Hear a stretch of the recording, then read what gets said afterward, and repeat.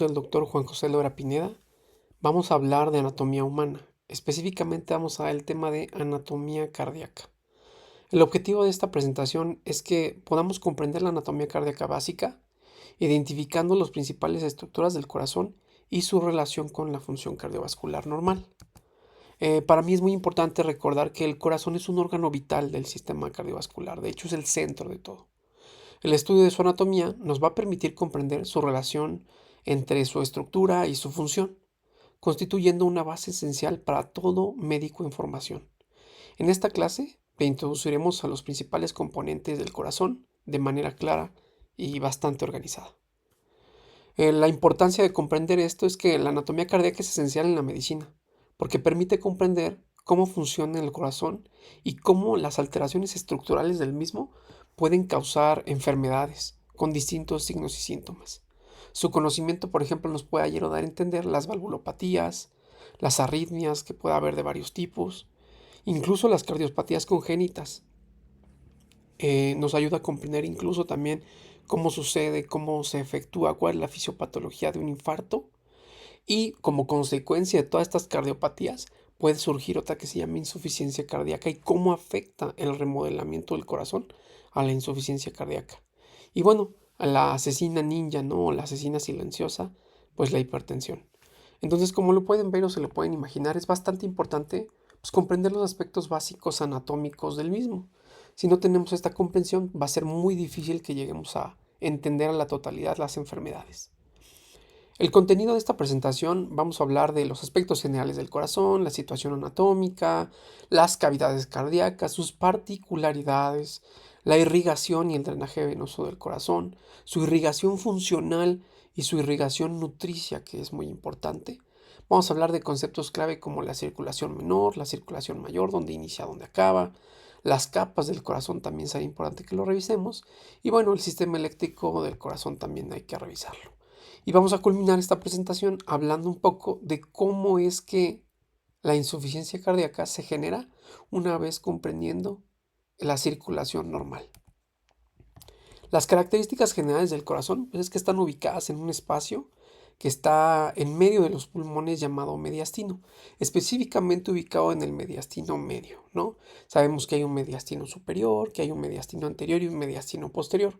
Pues en el mediastino medio ahí se encuentra alojado el corazón con un peso de 250 a 300, específicamente 270 gramos en los hombres y 260 gramos en las mujeres, y con relaciones específicas, ¿no? Anteriormente, por ejemplo, en el espacio precordial con el esternón y en la cara inferior con el diafragma, ¿no? Por eso el corazón tiene un piso o una cara diafragmática. Y a cada lado izquierdo y derecho, pues estaría en estrecha relación, pues con los pulmones, en ese mediastino, ¿no? Como ya lo veníamos mencionando, en el mediastino medio, con una longitud aproximada de 12 centímetros, de ancho de 8 a 9 centímetros y un grosor de 6 centímetros en aspectos normales, ¿no? Entonces aquí podemos ver una imagen bastante simplificada de cómo estaría el pulmón derecho, ¿no? El pulmón derecho lo podemos aquí observar con su cisura horizontal, con su cisura oblicua, ¿no? Un lóbulo superior, un lóbulo medio y un lóbulo inferior, ¿no? Y del otro lado mi pulmón izquierdo, nada más con dos lóbulos, uno superior y uno inferior. Y aquí podemos ver la famosa escotadura cardíaca hecha por el lóbulo superior, en específico por el lóbulo de la língula, ¿no? Incluso aquí podemos ver las pleuras, ¿no? Las dos hojas, la hoja parietal, la hoja visceral, y podemos ver este músculo de la respiración llamado diafragma, ¿no? Donde sabemos que estarían tres hiatos, uno a nivel de T8 donde pasa la vena cava inferior, uno a nivel de T10, donde estaría descendiendo el esófago, y uno a nivel de T12, donde estaría bajando la aorta. Después de llamarse aorta ascendente y de llamarse callado aórtico, transformaría su nombre a aorta torácica. Y esa aorta torácica se transformaría al pasar el hiato aórtico a nivel de T12 y se empezaría a llamar aorta abdominal. Entonces, desde este lugar puedo ver que pues, estaría ubicado aquí en mi mediastino medio, ¿no? Aquí estaría el mediastino superior, ¿no? Con todos los vasos del cuello, la aorta, el timo, los troncos venosos brachiocefálicos, las carótidas, las yugulares, ¿no? Y aquí puedo ver, pues, mi mediastino medio, en donde estaría ubicada mi pirámide cardíaca o mi corazón, ¿no? Con un ángulo más o menos situado de -30 a más 90 grados, ¿no? Entonces, de eso va esta clase. Vamos a hablar de esta parte de la anatomía cardíaca. ¿Qué más sería importante revisar?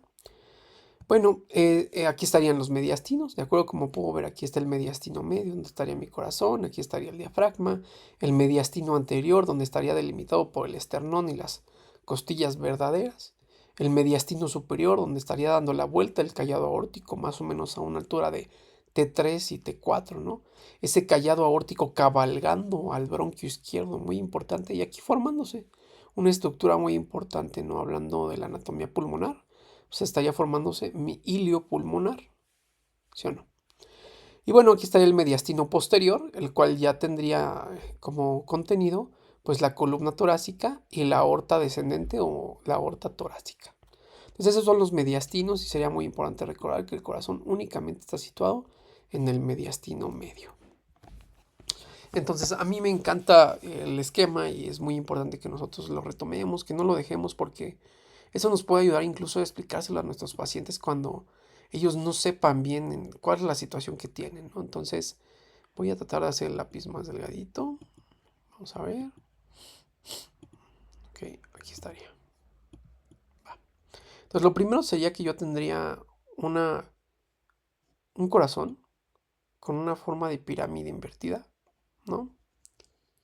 El cual tiene la base hacia arriba y el ápice hacia abajo. La base nosotros lo estaríamos tomando como la aurícula derecha, ¿no? Y del otro lado tenemos la aurícula izquierda. Y divido aquí los ventrículos, tanto el ventrículo izquierdo como el ventrículo derecho. Entonces aquí tendríamos la aurícula derecha, el ventrículo derecho, la aurícula izquierda y el ventrículo izquierdo, ¿va? Que serían como las principales cavidades que estaría formando a mi corazón. ¿Qué más sería importante? Sería importante rescatar que en la aurícula derecha van a estar llegando unos vasos que se llaman venas cavas superiores, ¿no? La vena cava superior y la vena cava inferior. Entonces, la vena cava superior drenando sangre venosa, pues principalmente de las manos y de la cabeza de mi paciente, ¿ok? Bueno, de los brazos y de la cabeza del paciente, el cerebro, etc. Y los miembros inferiores, pues los estaría drenando a partir de la vena cava inferior. Entonces, vena cava inferior, vena cava superior. Ahora, esa sangre estaría llegando totalmente venosa. ¿A dónde? A mi aurícula derecha. De la aurícula derecha, la sangre se va a dirigir al ventrículo derecho por medio de una válvula. Una válvula que se llama válvula tricúspide, ¿ok? Que tiene pues 3 valvas, ¿vale? Una vez llegado al ventrículo derecho, la sangre se va a eyectar y va a salir por medio de ¿quién? De la única arteria que trae sangre venosa, que es la arteria pulmonar, que se divide en dos. Una arteria pulmonar izquierda y una arteria pulmonar derecha. Y que también, así como había una válvula aquí, aquí también voy a tener una válvula. ¿Y cómo se va a llamar? Pues la válvula pulmonar. ¿De acuerdo? ¿Qué más? La sangre va a llegar pues a los pulmones y en los pulmones se va a llevar a cabo algo que se llama hematosis, ¿no? O la oxigenación de la sangre. Entonces va a llevarse a cabo aquí en los pulmones a través de la difusión del oxígeno y el intercambio por el dióxido de carbono en unas áreas que nosotros delimitamos o que nosotros llamamos como áreas de West, ¿no? Las áreas de West se dividen en área de West 1, área de West 2 y área de West 3. Entonces esta sería la 1, esta sería la 2 y esta sería la 3, ¿vale? Que tienen características importantes, ¿no? ¿Como cuáles? Que el área de West 1 es un área bien ventilada, pero mal perfundida. ¿Qué quiere decir eso? Que por gravedad el aire tiende a subir más y concentrarse en la parte de arriba y la sangre está más hacia la parte de la base del pulmón. Entonces, bien ventilada, pero mal perfundida. Área de West, ¿vale? Área de West 1, ¿vale? Área de West 2 es un área pues con una relación más o menos igual de ventilación-perfusión, ¿vale? Y área de West 3 es un área mal ventilada, pero con una adecuada perfusión de sangre. ¿Ok? Entonces la sangre llega venosa a través de la arteria pulmonar, se oxigena, se hace la hematosis en las áreas de West y luego una vez intercambiada esa sangre pues va a regresar a través de las venas pulmonares, ¿no? Que son las únicas venas que tienen sangre arterial porque ya está oxigenada. Son 4 y ambas pasan por la parte posterior de la aurícula izquierda, ¿ok? Y se incrustan por la parte posterior. Entonces llegan las venas pulmonares a la aurícula izquierda y para pasar de la aurícula izquierda al ventrículo izquierdo vamos a utilizar otra válvula. Y esta válvula solamente tiene 2 valvas. Por eso se llama válvula bicúspide o válvula mitral. Una vez llegado aquí al ventrículo izquierdo, el ventrículo izquierdo tiene una característica que es el más fuerte de todos los ventrículos porque tiene un miocardio muy grueso, una pared muscular bastante gruesa, y eso le va a ayudar al ventrículo izquierdo a ir llevando el mando de la circulación sistémica. Y entonces, a través de la eyección de sangre, ¿no? Por medio de una arteria que es la más importante del cuerpo, que se llama la arteria aorta, va a eyectar la sangre desde el ventrículo izquierdo a la circulación general. Así como la arteria pulmonar tiene una válvula, también aquí hay otra válvula, ¿no? La válvula aórtica. Y entonces el corazón va a eyectar la sangre por medio del ventrículo izquierdo a la aorta, ¿no? Y tenemos varios segmentos, ¿no? Por ejemplo, este es el proceso, el segmento ascendente, y este de acá es el segmento del callado aórtico, ¿no? Que es el que todos conocen. Entonces, bueno, hay algo muy importante aquí, y que es que una vez que el corazón eyecte la sangre por el ventrículo izquierdo, la sangre va a ir hacia la aorta y se va a distribuir primero a todo el cuerpo. Aquí nace la circulación sistémica. ¿Ok? En el ventrículo izquierdo nace la circulación sistémica y en el ventrículo derecho nace la circulación pulmonar. Ahorita lo vamos a ver. Pero entonces, la circulación sistémica o también llamada circulación mayor va a ser llevado por el ventrículo izquierdo, va a eyectarse la sangre por la porción ascendente de la aorta, luego por el callado aórtico, en donde se van a dar varios vasos sanguíneos, como lo puede ser el tronco brachiocefálico, ¿no? Que se va a dividir en una subclavia derecha, a irrigar el brazo derecho, y en una carótida común derecha, ¿ok? Para irse a la cabeza. Y luego aquí tenemos la carótida común izquierda, ¿ok? Y aquí tenemos la subclavia izquierda. Esos son los ramos del callado aórtico. Los repito.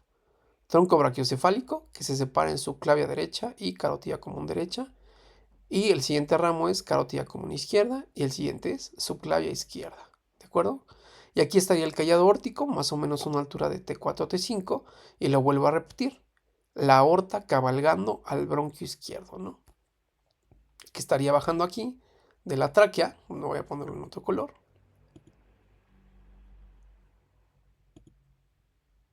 Que estaría bajando aquí, ¿no? Aquí estaría la tráquea, ¿no? Bifurcándose a la altura de la carina, T4, T5, en un bronquio izquierdo, ¿no? Y en un bronquio derecho, ¿ok? Recuerden, por favor, las características del bronquio derecho, pues es un bronquio grueso, ¿de acuerdo? Corto, y vertical, ¿va? Y las características del bronquio izquierdo es que es un bronquio delgado, largo y horizontal, ¿va? ¿Y cabalgado por quién?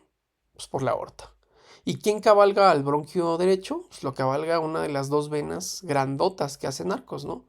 La vena del sistema ásigos. ¿Ok? En otra entrega, si quieren, podemos platicar de ello. Entonces, pues como podemos observar, estaría ahí mi callado aórtico con sus principales ramas: tronco brachiocefálico, carótida común izquierda y subclavia izquierda. ¿Por qué? Porque la subclavia derecha y la carótida común derecha salen del tronco brachiocefálico.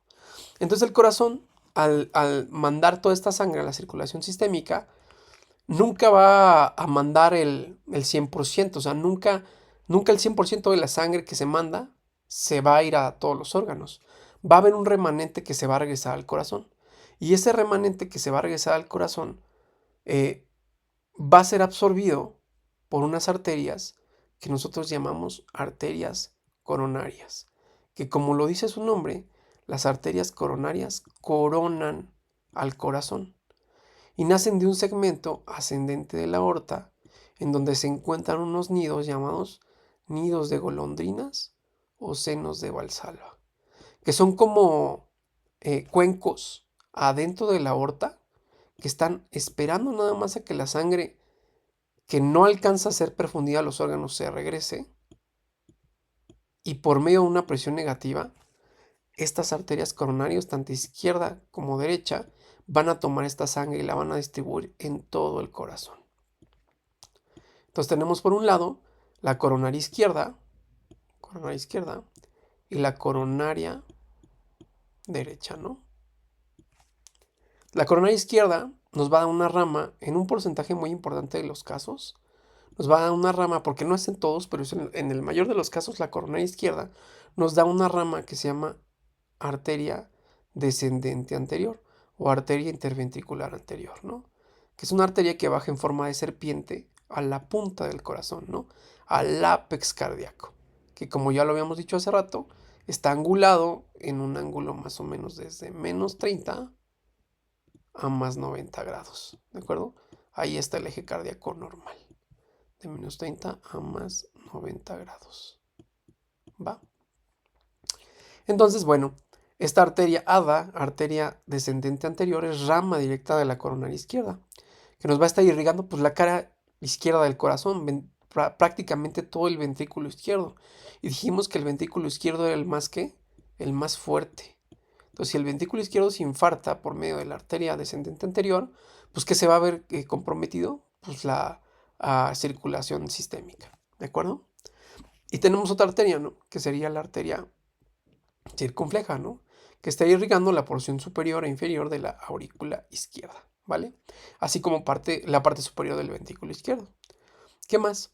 De este lado tenemos la coronaria derecha y del lado de la coronaria derecha pues vamos a ver que hay una descendente pero que se va hacia atrás, ¿no? La voy a poner punteada porque imaginemos que está en la parte de atrás y esta sería la arteria descendente posterior encargada de irrigar pues el ventrículo derecho. Y tenemos una arteria circunfleja que se va hacia atrás y luego gira hacia adelante para irrigar a la aurícula derecha, ¿va? Es muy importante esto porque no se los había mencionado, pero la aurícula derecha es la aurícula más inteligente. Y es la aurícula más inteligente porque cuenta con un sistema motor neurológico, ¿de acuerdo? Llamado nodo sinusal, ¿ok? Del que vamos a hablar más adelante. Entonces, es muy importante entender que pues, un infarto de la arteria descendente anterior puede hacer que el paciente tenga una muerte súbita y generalmente pues el infarto de la coronaria derecha puede crear cuadros también de muerte súbita, pero están más ligados a arritmias, ¿no? Por infarto del nodo sinusal, ¿ok? Entonces, bueno, esto es en general lo que sería importante que nosotros tuviéramos en cuenta como marco general de la anatomía cardíaca. Entonces, esto es lo que acabamos de ver, ¿no? Ahorita entonces vimos cómo estaría de este lado, pues la porción ascendente de mi aorta, ¿de acuerdo? Déjenme cambiar el color. La porción ascendente de la aorta, de donde emergerían pues, la coronaria derecha, la coronaria izquierda. Aquí estaría la arteria descendente anterior. Miren, aquí nos ponen otros ramos, ¿no? Los ramos septales, ¿no? Con sus arterias diagonales clavadas en el septo interventricular. Y pues la arteria circunfleja izquierda, ¿no? Y aquí podemos ver la circunfleja derecha y la descendente posterior yéndose hacia atrás del corazón. Podemos ver estas estructuras llamadas orejuelas, que no son aurículas, sino que son apéndices que cuelgan de las aurículas, también que nos ayudan a almacenar la sangre, ¿de acuerdo? Y entonces, ¿qué podemos ver aquí? Pues podemos ver las venas, ¿no? Las venas cavas, la vena cava superior, la vena cava superior, la vena cava inferior, ¿no? Como se están metiendo ambas en la aurícula derecha. De la aurícula derecha nos vamos al ventrículo derecho por la válvula tricuspidea, ¿no? Y de la válvula tricuspidea llegamos a este ventrículo derecho y del ventrículo derecho salimos por la arteria pulmonar, ¿no? Que es la única arteria que trae sangre desoxigenada. Aquí vemos la válvula pulmonar, que ahorita vamos a hablar de las familias valvulares, pero te adelanto que tanto la válvula aórtica como la válvula pulmonar son válvulas semilunares, mientras que la válvula tricuspidea y la válvula mitral son válvulas auriculoventriculares.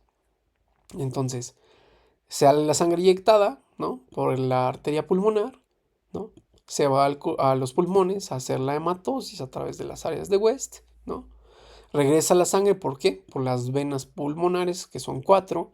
¿A dónde? A la aurícula derecha, y de la aurícula derecha baja al ventrículo derecho, digo, a la aurícula izquierda, y de ahí baja al ventrículo izquierdo por medio de la válvula mitral. Llegamos a la válvula mitral, se eyecta la sangre a través de la a través de la aorta, ¿no? Aquí estaría su válvula aórtica, y aquí tenemos la primera porción de la aorta, con sus coronarias, ¿no? Con el tronco brachiocefálico, con la carótida común izquierda y con la subclavia izquierda, ¿no? Entonces vean, aquí está muy importante cómo está separado por el septo interventricular y el miocardio tan grueso que tiene el ventrículo izquierdo. Entonces bueno, es muy importante que recordemos esta irrigación de las arterias coronarias, ¿no? Aquí estaría la coronaria izquierda, dándome a la descendente anterior, ¿no? Con su vena descendente anterior también. Y veríamos nosotros aquí a la coronaria derecha, ¿no? Con todas sus ramas como la habíamos mencionado hace rato. Entonces, la estructura del corazón, si hiciéramos un corte coronal, una vista anterior, pues podríamos ver aquí la aurícula derecha, ¿no? Y desembocando aquí, la cava superior, la cava inferior, ¿no? Aquí podríamos ver la válvula tricuspidea, ¿no? Y aquí podemos ver la válvula pulmonar. Podemos ver el callado de la aorta, el tronco de la pulmonar, la aurícula izquierda, ¿no? Y el ventrículo izquierdo con su válvula mitral, eyectados todos por la aorta a través de la válvula aórtica. Entonces vamos a hablar de las particularidades de cada cavidad. La aurícula derecha recibe sangre desoxigenada de todo el cuerpo, ¿no? Y tiene paredes finas, una mezcla de una zona lisa donde desemboca el seno venoso, ¿de acuerdo? Ahí estaría llegando la sangre venosa de ahora de las venas coronarias, principalmente de la vena coronaria magna que va a estar coronando el corazón y desembocando en la aurícula derecha, ¿no? Y una parte rugosa donde estarían los músculos que están adentro de la aurícula, que se llaman músculos pectíneos, ¿de acuerdo? Y una estructura que es la fosa oval que comunica a ambas aurículas, que bueno, sabemos que se cierra al nacer. Las entradas muy importantes, pues de la vena cava superior y la vena cava inferior, ¿ok? Y el seno coronario. El ventrículo derecho, su función principal es que bombea sangre a los pulmones, maneja bajas presiones, tiene paredes delgadas de 4 a 5 milímetros y en el interior pues hay trabéculas carnosas muy gruesas, ¿de acuerdo? Que van a estar sujetando pues a mis válvulas, ¿no? Estas serían las cuerdas tendinosas, vean que parecen como cuerdas de violín, ¿no? De estos músculos papilares, ¿va? Y bueno, la válvula que tiene se llama válvula tricuspidea, ¿no? Que tiene 3 valvas, como ya lo habíamos mencionado, y que pertenece a las válvulas aurículo-ventriculares. La siguiente cavidad es la aurícula izquierda, ¿ok? Y su función es recibir la sangre ya oxigenada una vez llevada a los pulmones. Y bueno, las paredes son mayormente lisas, tiene orejuelas, igual que la otra aurícula, tiene una forma de gancho y bueno, tiene la entrada de 4 venas pulmonares. Finalmente, el ventrículo izquierdo, que tiene una función muy importante que es bombear la sangre a todo el cuerpo, maneja altas presiones, por lo mismo tiene paredes bastante gruesas de 10 a 15 milímetros, 3 veces incluso más que el ventrículo derecho, y también tiene trabéculas carnosas que ayudan a su contracción. Tiene 2 grandes músculos papilares anteriores y posteriores y bueno, tiene la válvula mitral, ¿ok?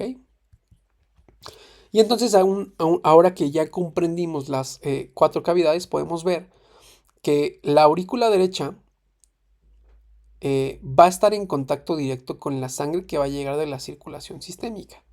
Es decir, la circulación sistémica o circulación mayor va a surgir del ventrículo mayor. ¿Y cuál dijimos que era? Pues el ventrículo izquierdo, ¿ok? Inicia en el ventrículo izquierdo, se va a todo el cuerpo, pasa por la aorta, se va al cerebro, a los brazos, a todos lados, a las vísceras, a los miembros inferiores y regresa por medio de las venas. ¿Cuáles? Venas cava superior y vena cava inferior. ¿A dónde? A la aurícula derecha. Entonces, la circulación mayor inicia en el ventrículo izquierdo, pero acaba en la aurícula derecha. ¿va? Eso es muy importante. Y la circulación menor o circulación pulmonar, pues sigue de esta. ¿Cuál sería? La aurícula derecha manda sangre al ventrículo derecho y en el ventrículo derecho inicia la circulación menor. ¿Dónde inicia la circulación mayor? Pues en el ventrículo mayor. ¿Dónde inicia la circulación menor? En el ventrículo menor. ¿Ok? Y de ahí a dónde va a terminar. Se va a los pulmones, hace hematosis y acaba en qué aurícula. Muy bien, en la aurícula izquierda. ¿Va? Entonces, esa es la circulación menor, también llamada circulación pulmonar. Ahora, en el corazón, que ya habíamos dicho que se sitúa en el mediastino medio, las aurículas van a estar separadas por los ventrículos, gracias a un surco llamado surco coronario, ¿no? Y asimismo los ventrículos por el surco interventricular. Al cruce entre estos dos surcos, como lo tenemos aquí, entre el surco interauricular y el surco interventricular, nosotros lo llamamos la cruz del corazón, o también llamada la cruz cardis, ¿no? Que sería esta estructura que se está formando en estos cruces de vasos. ¿Qué más? En esta vista lateral, ¿no? Podemos ver cómo estaría el corazón en una estrecha relación con el diafragma en la porción inferior, ¿ok? Y aquí estaría su mediastino medio, ¿ok? El mediastino anterior, el mediastino superior y el mediastino posterior. ¿Qué más podemos ver? Que el callado de la aorta, vean cómo da la vuelta y pasa a ser parte del mediastino superior y luego pasa a ser parte del mediastino posterior junto con la columna. Ahora, ¿qué más vemos? Aquí podemos ver el opérculo torácico superior, formado por el manubrio del esternón, los bordes laterales de la primera costilla y la primera torácica, y podemos ver que en ese opérculo o salida torácica superior está entrando la tráquea, y atrás de la tráquea está entrando la única víscera que va atrás de la tráquea, que es el esófago, ¿sí? Vean cómo desciende el esófago y pasa por la parte posterior del corazón, ¿ok? Entrando en contacto con su parte posterior y también atravesando el diafragma, nada más que este lo atraviesa a una altura de T10, mientras que la aorta lo atraviesa a una altura de T12, ¿de acuerdo? Digo, aquí no está la vena cava, pero podemos imaginar que está acá a una altura de T8. Entonces vean cómo está muy relacionado el esófago, ¿de acuerdo? Pues con el corazón, ¿de acuerdo? Esto es importante porque en los dolores atípicos del corazón, sobre todo en pacientes ancianos o en pacientes con diabetes, los dolores anginosos pueden ser atípicos, como pueden tener sensación de em, reflujo, ¿no? O incluso hipo. Recordemos que aquí está bajando el nervio vago, ¿no? Para dar su inervación parasimpática al corazón, y aquí viene bajando el plexo cervical a través de un nervio frénico, dar una inervación simpática al corazón. Entonces, cuando hay un infarto también puede haber irritación del frénico y por lo tanto algunos pacientes pueden generar hipo, ¿no? Un hipo de más de 12 horas pues se tiene que estudiar mucho más en un anciano o en un diabético. ¿Qué más? Aquí, como lo podemos observar, hay un corte transversal, una vista superior. Es como si hubiera agarrado el corazón, le hubiera cortado las aurículas y te lo estuviera mostrando de frente, ¿no? Como si hubiera hecho este corte así, ¿no? Un corte transversal, te lo estoy enseñando en una vista superior. Y podemos ver la válvula pues con tres valvas. ¿Cuál es? La tricúspide. Muy bien, ¿qué ventrículo habría después de este lado? O sea, hacia adentro. Muy bien, el ventrículo izquierdo. Y aquí esta es la válvula mitral, ¿ok? ¿De qué lado? Derecho. ¿Va? Y aquí estarían pues nuestra válvula aórtica y nuestra válvula pulmonar. Entonces, las válvulas semilunares son las válvulas aórtica y la válvula pulmonar. Mientras que las válvulas auriculoventriculares pues son las que separan las aurículas de los ventrículos, tanto la tricúspide como la mitral. ¿De acuerdo? Ahora, ¿por qué es importante esto, chicos? Pues porque tenemos algunas enfermedades que podrían afectar a las válvulas, como puede ser la endocarditis, ¿no? La endocarditis es una infección del endocardio que suele afectar a la válvula mitral, ¿ok? Puede darse en pacientes que llevan mucho tiempo con algún marcapasos, en algunos pacientes de drogas intravenosas, y lo que hacemos nosotros es meter un endoscopio y se hace un ecocardiograma transesofágico y vean cómo se mete aquí, ¿no? A través de la nariz, pasamos por la nasofaringe, bajamos por la orofaringe, llegamos a la laringe, bajamos, ¿no? De esa laringe nos dirigimos hacia lo posterior para irnos hacia el esófago y en el esófago bajamos, bajamos, bajamos, ¿De acuerdo? Y entonces se alcanza a ver aquí la ventana cardíaca en donde podemos estar observando si hay algún tipo de vegetación. Por eso les puse un brócoli. Entonces la endocarditis infecciosa está caracterizada pues por tener vegetaciones en la válvula mitral. ¿Va? Entonces vean, aquí estaría la aorta, ¿sí? Y aquí estarían los senos de Valsalva, vean, los nidos de golondrinas, ¿ok? Aquí está la sangre que es captada y se va aquí, ¿no? Arteria descendente anterior, coronaria izquierda, circunfleja, ¿no? Coronaria derecha, circunfleja derecha, descendente posterior, ¿vale? Y aquí estaría la vena cardíaca magna. Véanla, cómo va a drenar en el seno coronario en la aurícula derecha. Y aquí estarían, ¿no?, nuestros nidos de golondrinas o los famosos senos de Valsalva. Aquí podemos ver cómo estarían como cuenquitos, esperando a que la sangre salga del ventrículo izquierdo, ¡fum!, se eyecta y la que no se absorbe, la que no se profunde, se regresa. Entonces, por si te lo preguntan en algún pase de visita, recuerda por favor que el corazón es muy buen anfitrión. El corazón le da a todos y luego se queda con lo que sobra, ¿no? El corazón se llena por reflujo. Eso quiere decir que si el ventrículo izquierdo no manda suficiente sangre, el primero en sufrirlo va a ser el corazón. Tenlo por seguro. Aquí estaría, fíjate, otra vista donde podemos ver el espacio, el mediastino medio, ¿sí? El callado de la aorta, mi tronco brachiocefálico, ¿no?, que me va a dar la carótida común derecha, la subclavia derecha. Fíjate bien aquí cómo la subclavia derecha me está dando las vertebrales, que se van a ir para arriba a formarme la basilar del polígono de Willis. La carótida común va a dar la carótida externa, la carótida interna para formar mi polígono de Willis. Luego puedo ver aquí mi carótida común izquierda. Vean cómo se va hacia arriba. Me puede dar una rama que es la externa, me puede dar otra rama que es la interna. Recuerda que la carótida externa irriga la cara y la carótida interna va al polígono de Willis, ¿va? Y aquí tengo la subclavia derecha, ¿no?, digo la subclavia izquierda, y recuerda que tú tomas la presión de este lado, pues porque es la rama más directa de la aorta, ¿de acuerdo?, al corazón. ¿Qué más? Puedo ver el callado aórtico, puedo ver cómo desciende por la parte posterior, ya no se llama callado, ya se llama aorta torácica. Y recordemos que aquí pues me va a dar ramos viscerales, ramos parietales, que se van a ir al esófago, que se van a ir al pericardio, al mediastino, que se me van a ir a los bronquios, ¿no? Recuérdalo, eso es muy importante. Las arterias bronquiales proceden de la aorta torácica y las arterias bronquiales son las ramas nutricias del pulmón. ¿Va?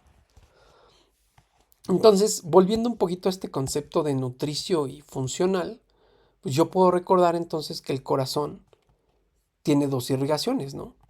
La irrigación funcional y la irrigación nutricia. La irrigación funcional es lo que le hace funcionar como bomba. La irrigación funcional son las cavas superiores e inferiores, la aorta y la pulmonar. Mientras que la irrigación nutricia, muy bien, está dado por las arterias coronarias, que son las que realmente nutren al corazón. Así los pulmones tienen la arteria pulmonar, que es la arteria funcional, ¿no? Y la arteria nutricia, que es la arteria bronquial, ¿no? Ramas de la aorta descendente, aorta torácica. ¿Ok? Entonces, bueno, en otro momento hablaremos más de la circulación general, pero bueno, pudiera darte esto como un dato importante, ¿no? Entonces, la aorta torácica va bajando, pasa el diafragma y cuando pasa el diafragma se deja de llamar torácica y se empieza a llamar abdominal. Mucha gente cree que el tronco celíaco es la primera rama del abdominal, pero no, ¿verdad? Son las arterias diafragmáticas inferiores, ¿va?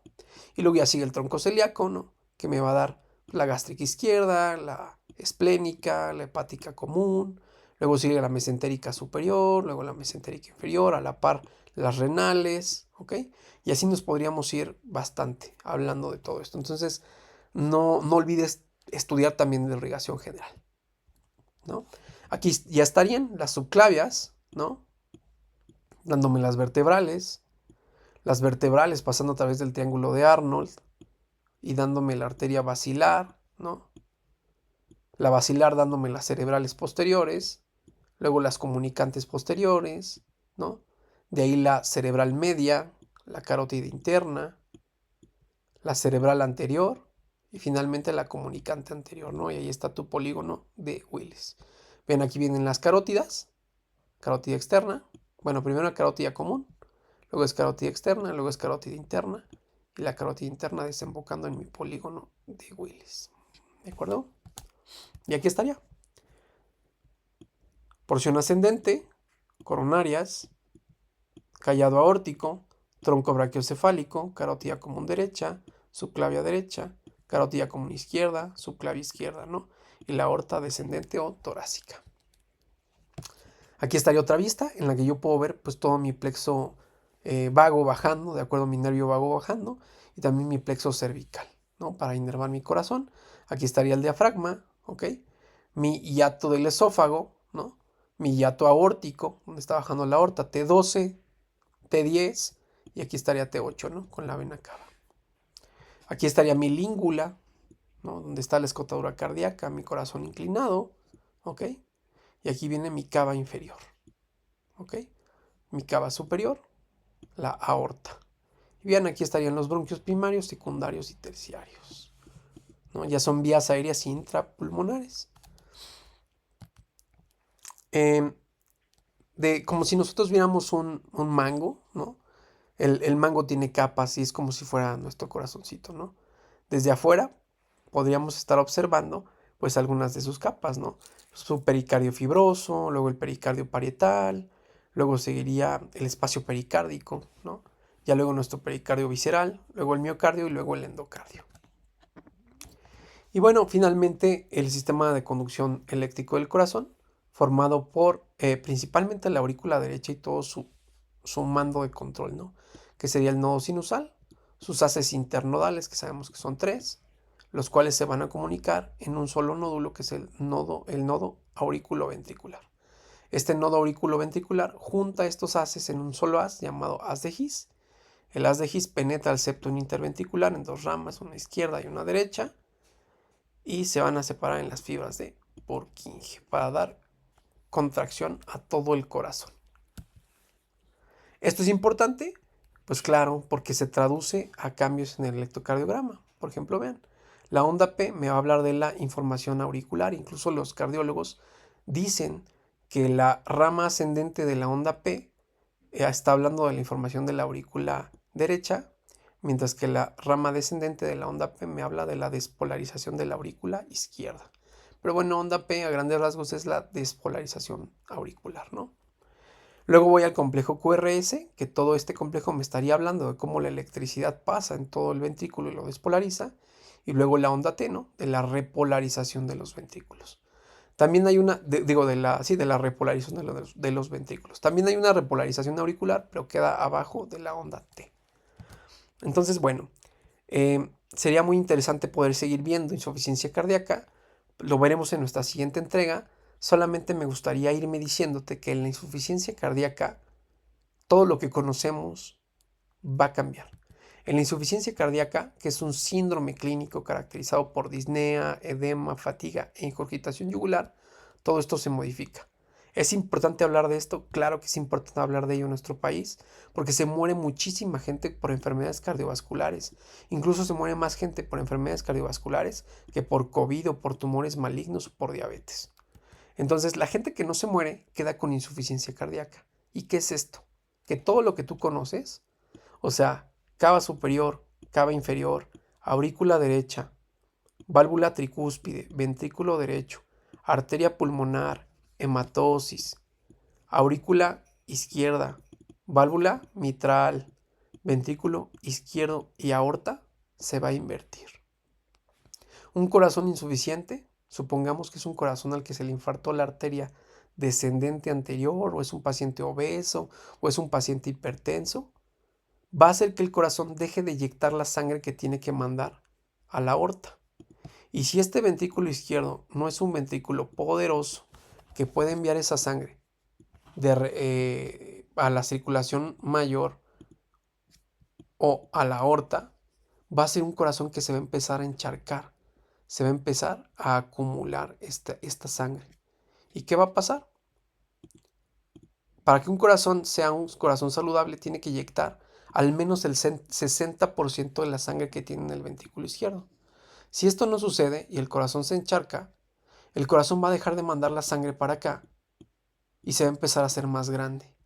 Si se hace más grande, va a empezar a hacerse más delgada la pared del ventrículo, por lo tanto menos poderoso.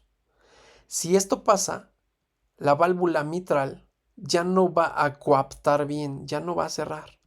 Y entonces la presión va a ir ahora del ventrículo izquierdo a la aurícula izquierda. Se va a invertir el ciclo. La aurícula izquierda va a recibir esa presión, no va a poder con ella y la va a mandar, muy bien, a los pulmones. Los pulmones no van a poder con esta presión y la van a mandar para la arteria pulmonar y de ahí al ventrículo derecho. El ventrículo derecho, que no tiene tanto poder como el izquierdo, no va a poder con esta presión y va a mandar la sangre a la aurícula izquierda. La aurícula izquierda no va a poder con esta presión y la va a regresar a la cava inferior, a la cava superior y a la cava inferior. Y entonces tú vas a tener un paciente con edema, con ascitis, con derrame pleural. Vas a ver un paciente con fatiga extrema, ¿ok? Vas a tener un paciente que tenga alterado todo este ciclo, ¿de acuerdo? Un paciente que no pueda regular su presión y obviamente un paciente que empiece a generar sistemas colaterales. Se da algo que se llama cirrosis de origen cardíaco, ¿ok? La sangre se regresa, ¿no?, a la vena cava inferior, choca en el hígado y puede provocar esta cirrosis de origen cardíaco con la formación de la cabeza de medusa. Esta es la cirrosis no alcohólica, ¿no?, que hay de muchas causas. Y entonces el cuerpo va a empezar a entrar en un estrés. Esta pintura es la muerte de Julio César, el epiléptico más famoso que existió, asesinado por dos de sus aliados más famosos. Imagínate que este es el corazón. ¿Quiénes serían los dos órganos encargados de hacerlo fallar? Pues el cerebro y el riñón. El cerebro le va a demandar más sangre a este corazón que no está sacando suficiente sangre por la aurícula izquierda, por el ventrículo izquierdo, y el cerebro le va a demandar más sangre, va a liberar adrenalina. Imagínate el corazón que estaba ya encharcado, activa la adrenalina, se va a cansar más, se va a fatigar más y se puede infartar el paciente. Este aumento de la frecuencia cardíaca va a generar una hipoperfusión a nivel renal. El riñón va a sentir que no está recibiendo suficiente flujo de sangre, va a provocar que el paciente deje de orinar para tratar de elevar la presión y contener más volumen. Y entonces este corazón que estaba encharcado y que lo único que tenía para poder disminuir su volumen era orinar, ahora ya tampoco va a poder orinar, lo que lo va a hacer más susceptible a seguirse dilatando y a seguir fallando. La aurícula derecha libera un péptido llamado péptido natriurético auricular que ayuda al paciente a orinar, pero cuando este ciclo se ponga en marcha, el paciente va a estar realmente en problemas. Entonces, chicos, el cuadro clínico de esta paciente va a estar caracterizado por tener fatiga, pérdida de peso, nosotros le llamamos caquexia cardíaca, va a tener disnea, ortopnea, vendopnea, incluso edema de miembros inferiores, va a tener un signo de Kussmaul, que es la regurgitación yugular, va a tener un sonido S3, que es el sonido de la sangre chocando contra la sangre en el ventrículo izquierdo, y puede tener un reflujo hepatoyugular. Va a tener crepitantes pulmonares a la hora de hacer la exploración pulmonar. Y bueno, puede tener hepato o esplenomegalia acompañado de ascitis dependiendo del grado de daño. Y comúnmente en ellos es importante encontrar la taquicardia. Entonces vean, aquí está el signo de ingurgitación yugular. Vean aquí cómo está todo tortuoso el recorrido de la yugular. Pues claro, porque la sangre se está regresando y está chocando con la sangre que va bajando. Bueno, aquí hay otras fotografías que se las puedo poner. Y bueno, chicos, la ascitis, ¿no?, que sabemos que es importante detectar. Una ascitis grado 1 solamente se detecta mediante ultrasonido. Una ascitis grado 2 ya es visible, pero deja respirar al paciente. Y una ascitis grado 3 se considera una ascitis a tensión. Y se debe hacer un procedimiento que se llama paracentesis, que es del ombligo a la espina ilíaca antero superior izquierda.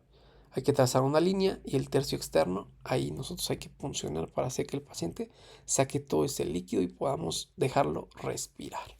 ¿Ok, chicos? Entonces, como vieron, el diagnóstico es meramente clínico. Muy importante conocer la anatomía cardíaca para poder hacer este tipo de diagnósticos, chicos. Aplicar los criterios de la NIJA acerca de la insuficiencia cardíaca y te va a decir que un paciente grado 1 o clase 1 es un paciente que no tiene problemas, tiene una enfermedad cardíaca, pero pues no es sintomático. Un clase 2 es un paciente que tiene una leve disnea a la actividad física. Un paciente 3 es un paciente que ya tiene afectaciones al hacer actividades de la vida diaria, se cansa cuando camina, se cansa cuando se lava los dientes, puede tener palpitaciones incluso al sostener una conversación. Y un 4 pues es un paciente que ya no está como ni siquiera en reposo. Para el diagnóstico aplicamos unos criterios que se llaman criterios de Framingham, que los clasificamos como mayores y menores. Dos criterios mayores dos criterios mayores, o en este caso un mayor y dos menores, hacen el diagnóstico. Y entonces, bueno, chicos, cierro con esto. Me gustaría más abundar en nuestra siguiente sesión acerca de la insuficiencia cardíaca, pero esto era para que tuvieran un preámbulo acerca de qué tan importante es la anatomía. El estudio de la anatomía cardíaca proporciona las bases esenciales para comprender el funcionamiento normal del corazón y las alteraciones que dan origen a las enfermedades cardiovasculares. Conocer su estructura, ubicación y organización permiten integrar la anatomía con la fisiología y sobre todo, chicos, con la clínica, facilitando el análisis de los síntomas, métodos diagnósticos y futuras decisiones terapéuticas en toda su práctica médica. Yo soy el doctor Loera, me encantó estar con ustedes en esta entrega. Cuídense mucho y nos vemos pronto.